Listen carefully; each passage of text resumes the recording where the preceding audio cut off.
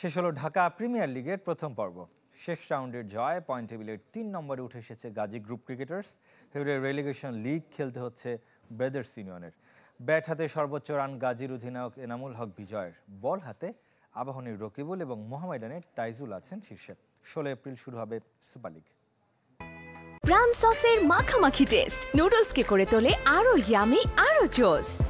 তাজা পাকা টমেটো আর secret recipe কম্বিনেশনে প্রাণ সসের বস। প্রথম পর্বের শেষ দিন অপ্রত্যাশিত কিছু হয়নি। পয়েন্ট টেবিলে কিছুটা রদবদল হলেও আগেই নিশ্চিত হয়েছিল সুপার সিক্স।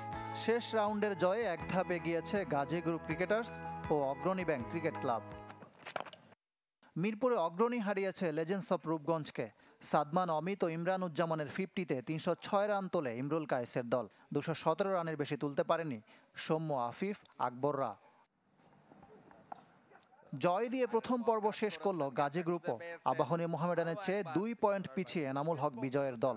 বিকেএসপিতে জাহিদুজ্জামানের সেঞ্চুরির পরও গাজীর ৩০১ রান টপকাতে পারেনি ব্রাদার্স। ছোটখাটো টিম মিটিং বোধহয় প্রয়োজন। ব্রাদার্সকে তাই খেলতে হবে রেলিগেশন লিগ। শেষ রাউন্ডে জিতেও তাদের সঙ্গী পার্টেক্স, শাইনপুকুর এমনিতেই ছিল তলানিতে। প্রথম পর্বে ৬৬ ম্যাচে ২৩৬৪ চার, ৭৭১ ছক্কা হাঁকিয়েছেন ব্যাটাররা। এসেছে ১৩৮ 50 ও ২৯ সেঞ্চুরি।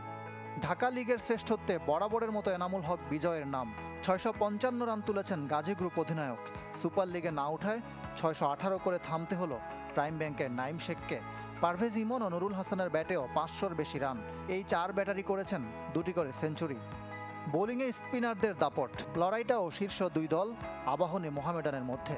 সমান ২৩ উইকেট নিয়ে ইকোনমিতে তাইজুলের চেয়ে সামান্য এগিয়ে রাকিবুল হাসান।